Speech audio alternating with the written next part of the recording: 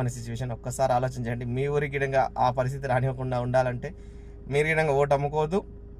వాళ్ళు బలవంతంగా డబ్బులు ఇచ్చినా అవి పక్కన పెట్టేసి రేపు ఓడినా గెలిచినా మళ్ళీ తిరిగి రిటర్న్ ఇచ్చేయండి. ఎందుకంటే ఎలక్షన్ నామినేషన్ ప్రకారం, ఎలక్షన్ గవర్నమెంట్ రూల్ ప్రకారం 40,000 కంటే ఎక్కువ ఖర్చు పెట్టొద్దు అనే నిబంధన ఉన్నా కూడా 4 కోట్లు ఖర్చు పెడుతున్నారంటే మరి ప్రభుత్వం ఎక్కడ నిద్రపోతుంది? ఎలక్షన్స్ ఎక్కడికి పోతున్నాయి?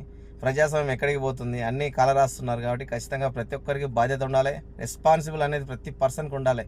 ఓటక్కున్న ప్రతి ఒక్కరు ప్రశ్నించాలి, ఎందుకు ఈ విధంగా ఖర్చు పెడుతున్నాం?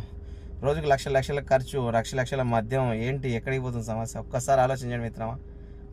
మంచి మార్పు కోసం ప్రతి ఒక్కరం ప్రయత్నం చేద్దాం. ఎన్ని రోజులు బతుకుంటామో తెలియని జీవితానికి ఈ వారం 10 రోజులు మందు దాపాడను, నాన్ వెజ్ పెట్టాడను, మంచి భోజనం పెట్టాడను ఆలోచించి ఓటు ఇస్తే నీ ఓటు అమ్ముకోవడానికి ఎందుకు వస్తుంది? కాబట్టి ఖచ్చితంగా ప్రతి ఒక్కరు విజ్ఞప్తి చేస్తున్నా, ఓటు అమ్ముకోకండి ఎవరికి గిడంగా. నువ్వు ఆయన ఎంబడి తిరిగినా కూడా ఆయన కోటేయాల్సిన అవసరం లేదు.